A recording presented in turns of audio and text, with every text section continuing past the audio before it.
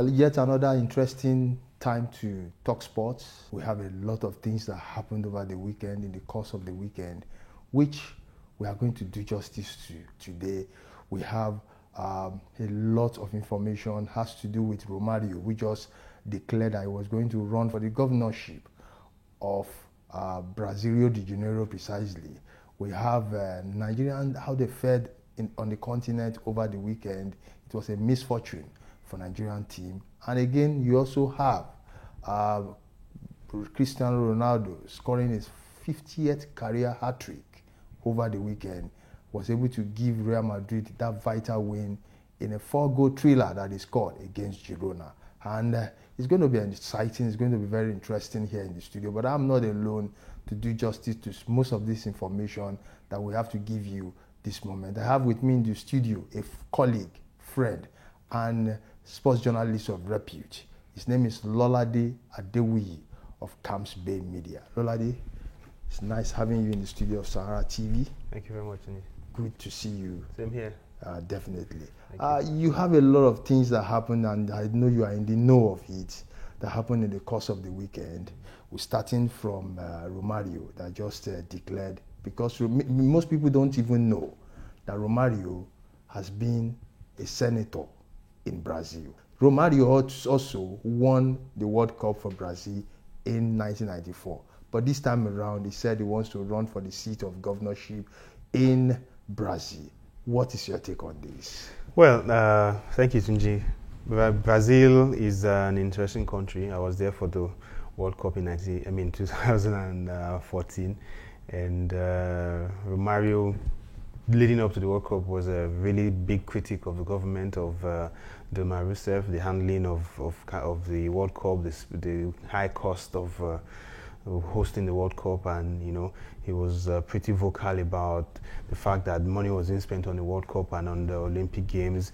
Meanwhile, many of the citizens enchanted with many people living in poverty in Brazil. Meanwhile, they were spending so much on hosting the World Cup and the Olympics. So he's just natural progression from being a critic. He's gone into politics. He's been a senator, but he lost the race to be mayor of Rio in the past. Now he's eyeing the governorship position. But he also realized that when you talk about following in the footpath of George Weah, in the past, many South American footballers and sports people have gone on to contest for political offices. I can't remember the man. He's the former coach of Argentina who contested for president. So there's been a consistent production of former footballers and sports people who've gone into politics in South America.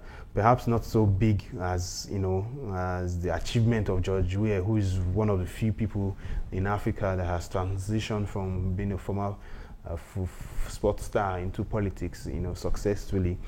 But in South America, I think it happens regularly in other parts of the world. So Romario could become governor of Rio de Janeiro. He's popular, he's outspoken. When he played football, he was a magnetic character. And now he's remained a critic, an outspoken person, in politics. So from a sports perspective, I would wish him all the best. And hopefully, if he becomes governor, he goes to the post and makes great change, not just, it's easy to criticize sometimes, you understand. What do you think would be the makeup of most ex-sportsmen going or venturing into politics? What would be the correlation?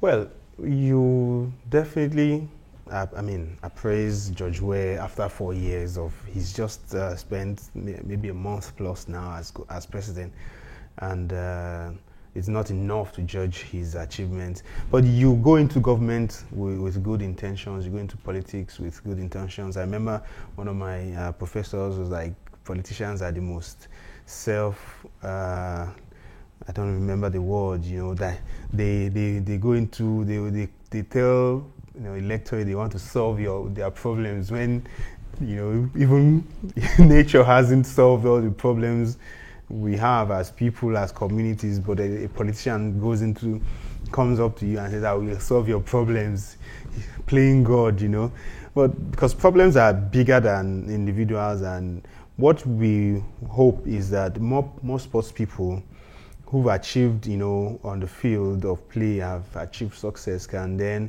go back to school like George Weah did and get themselves educated better, because they then go into politics so that they can better the lot of their people and change things as much as possible.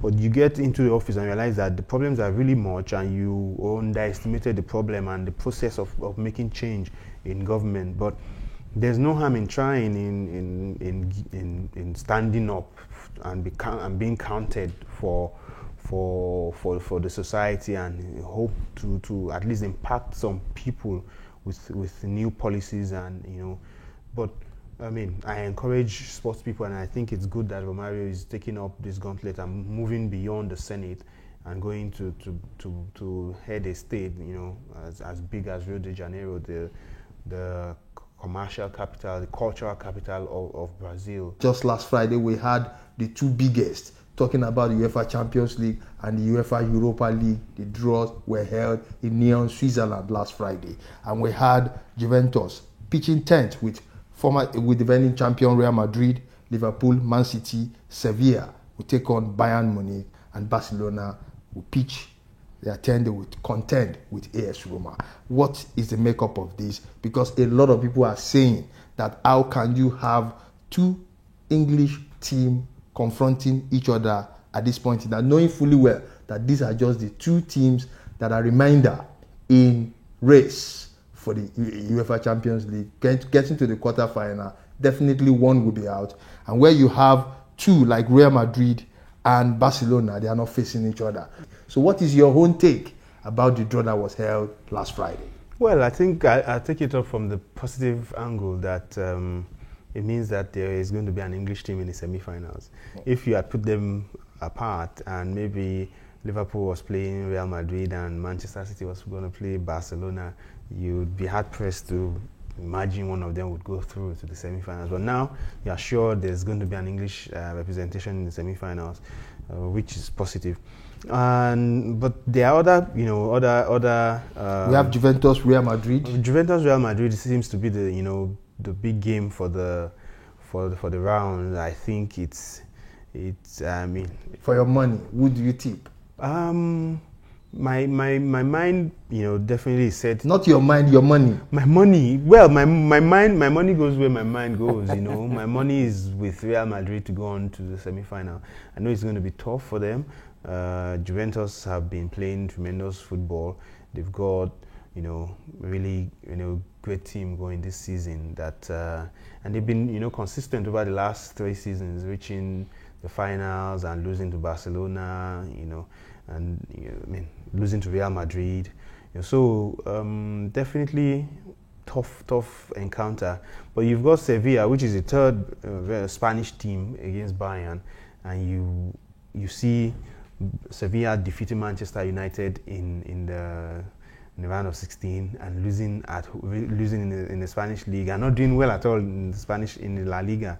In La Liga, and you look at Bayern coming up against Bayern that have been firing on all cylinders, and you want to tip Bayern to reach the semi-finals, and then you come to Barcelona and Roma, and your first instinct is to say, oh, Barcelona have got this done and dusted, but it's football. You expect that these teams are all going to put up a good fight against their opponents, and we could see surprises, and I would be surprised. I won't be surprised if we get upsets. Juventus looking up to face Real Madrid. Real Madrid has been able to win the title back to back, which has never happened in recent times. Now, do you see them going for the hat-trick?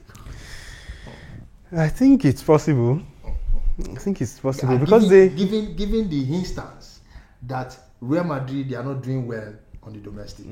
This is the only trophy that you could say they are looking up to now. Do you see Zinedine Zidane doing the magic again? They love to win the Champions League, and they do well playing in the Champions League than they've done all season playing at home.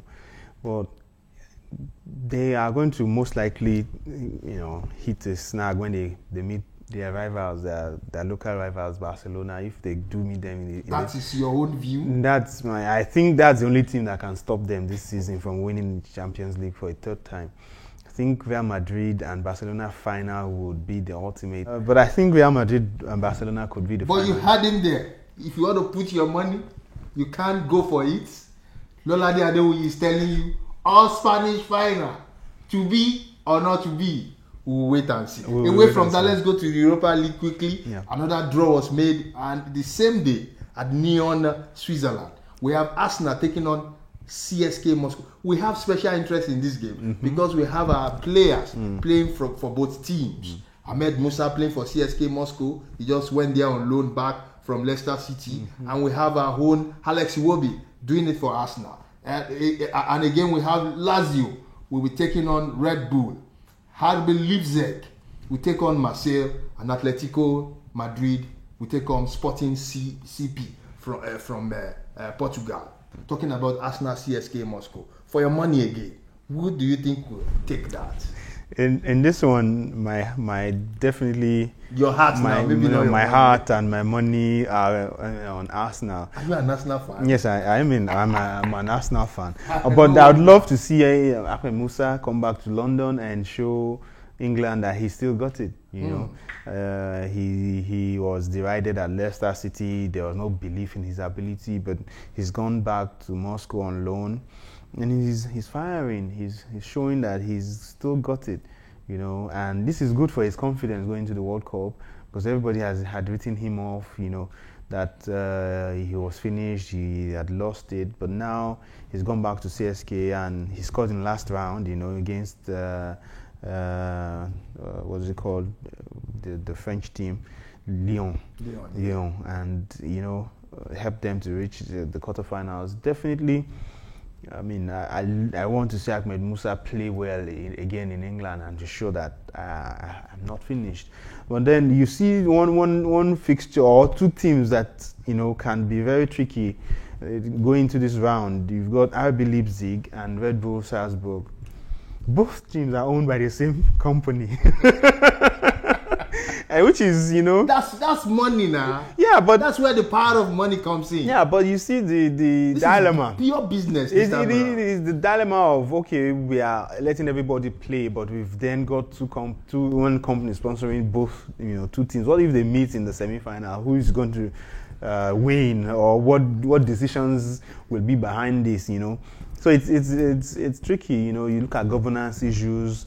I mean, do you want to continue like this? I believe they came from nowhere to finish in second place in the Bundesliga last season, and this season too, they are doing really well. You know, so you look at the role of money in all these things. How one club is how both of them are financed. You know, but I hope maybe one of them goes out soon, so that we won't have that discussion about governance and you know, the ethics of it.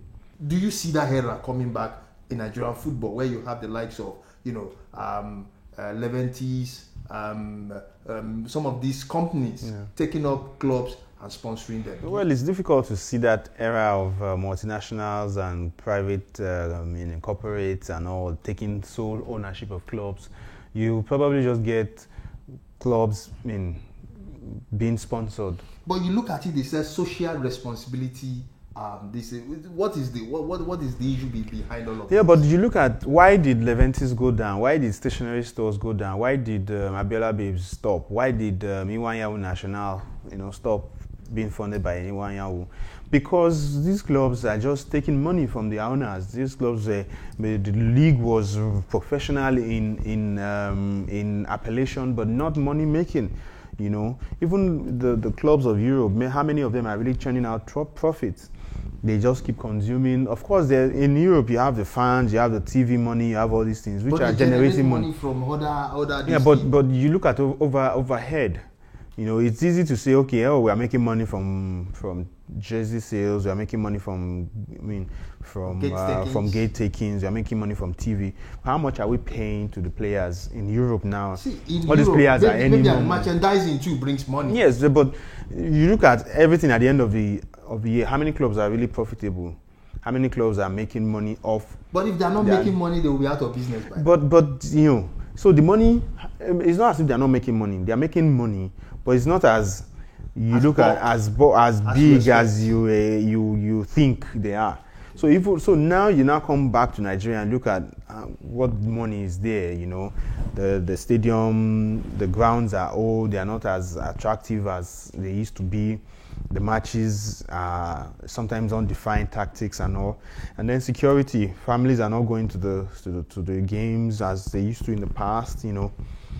So all these things have made people look away. The interest has reduced, and then the fact that these clubs are being run by governments now, it's not made it profitable. It's not made it something that they want to make profit out of. So when the clubs are not really looking at profit, then there's nothing you can really do. CAF Champions League and CAF Confederation Cup, there are misfortunes over the weekend for Nigerian clubs. You have the likes of MFM that lost 6-0, 7-2 on aggregate to MC Algiers, the Algerian team. Plateau United lost to Etoile du Sahel, won their game 1-0, but it was not enough for them to advance because they needed 2 goals. In that game, they got 1 goal. Aqua United won on penalties, 3-2. They defeated Al Ittihad of Libya, courtesy of their goalkeeper. Ojuolorun Leke was able to save 3 penalty kicks. And again, Enyimba won their game 3-2, 5-2 on aggregate against NIGFC of Benin Republic. What is the makeup of this? Because all the teams now have been pushed. MFM lost 6-0 at home, away from home. They won 2-1 in the first leg. Did you see it coming at all? It's the first time for MFMFC. It's a small club. They're based in Lagos. They play in a small stadium. They go to a bigger ground with crowds that they'd never experienced. They've got players that never played outside of the shores of the country. It can be overwhelming. And then you start conceding from the first, second minute. It can unnerve you, and unfortunately they had to fall out shamefully and scandalously. But it also boils down to the fact that we need to fix a lot of things in Nigerian football. We need to fix the mentality of players. We need to fix the mentality of not winning away from home. We need to improve the numbers of people at the stadium that come to watch more games. Because they have their own impact. Yes, they do. Cheering them up. When you've only played in front of 10,000 people and then you go and see 40,000 people, it can be unnerving. It can be scary. So, but also they got their tactics wrong. They were scared. They lost psychologically. You can tell. So, but and then you see the Nigerian champions, Plateau United, winning 1-0 instead of when they needed a second goal. At least some positivity out of that. But then also, there's some cheerful news. Aqua United beating Al Ittihad. Finding their goalkeeper to depend on. He was dependable for them, just like as he performed during the ITO Cup final, saving penalties against Niger Tornadoes. And then you see also Enyimba, who are more used, better used. They are better used to that territory, to playing on the continent. Okay. But of course, playing against the Benin Republic team, though have a lower reputation than them. In the next round of the Confederations Cup, all these teams will be well tested, and we hope they can still withstand the fire. But it's good that at least we still have all 4 teams on the continent. We still get to see continental football, especially here in Lagos. So it's good for us.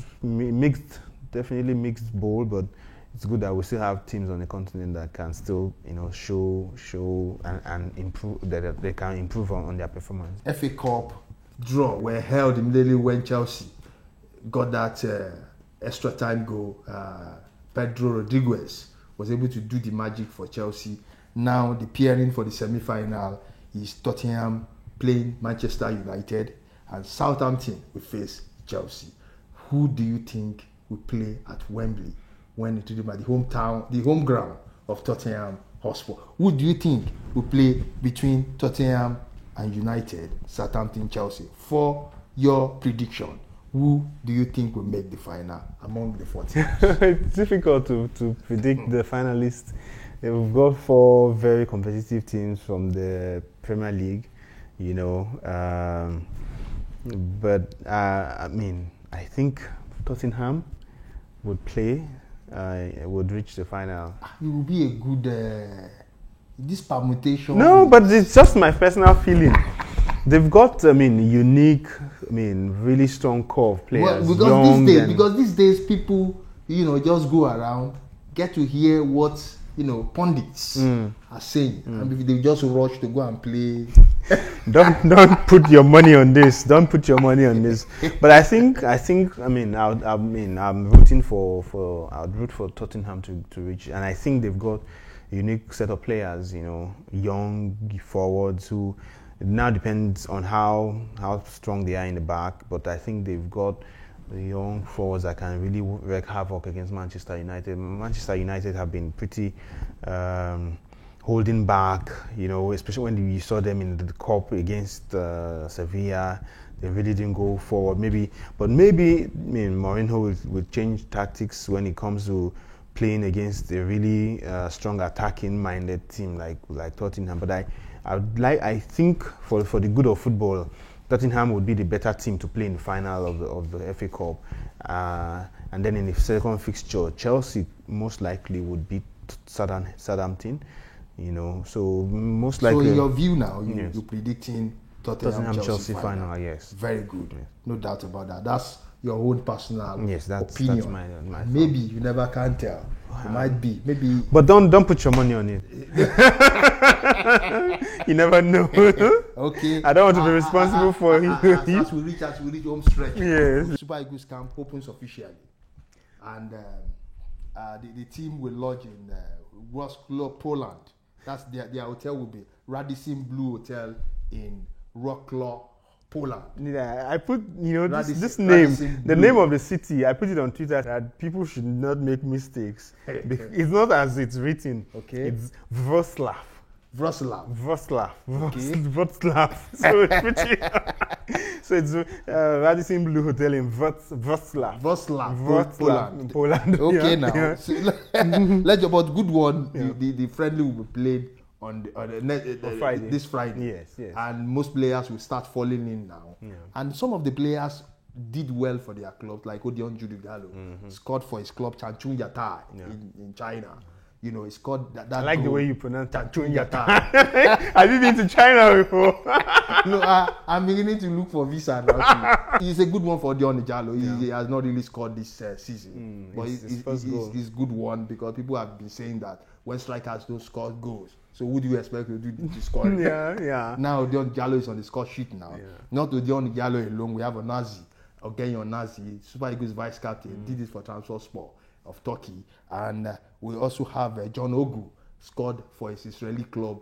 What is the impact of the players? All of them competing, jostling to do it in order to don the colours of the national team. It is good for us. It is the best thing that could happen for the Super Eagles, for all these players to be in top form going into the World Cup. You don't want to take players that are not in top form or competitive enough for a tournament like the World Cup. It gives you confidence to have a bench that is as strong as the starting lineup that, and you see it in many countries, in many of the top countries, you see the bench, even their second team is stronger than many countries, So it is good for the Super Eagles. It's good for us to have these players going into June with scoring goals, playing confidently, and as much as possible staying fit and staying healthy, not injured. And I'm happy that Gallo has scored. Coming into this friendly against Poland and then Serbia next Tuesday, it helps his confidence. It helps him to show the coach that he's he's a man to be able to lead the front line. Because you get this criticism of Ighalo playing in one dimension, force without, but you need the power, you need his power to hold up the ball. So we want him to do more of that. We need him. We definitely need him. To put on his scoring shoe. Maybe there is one particular boot that he normally puts on to do the scoring. Yeah.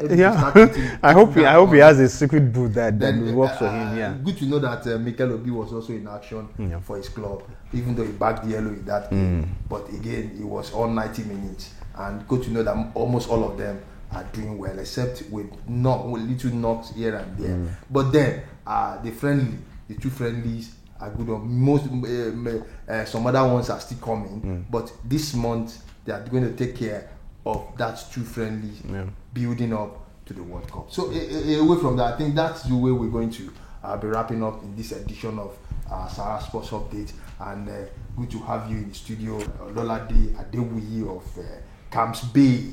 Did I get it Camps right? Bay Media, Camps Bay Media. That's right. He's a good one.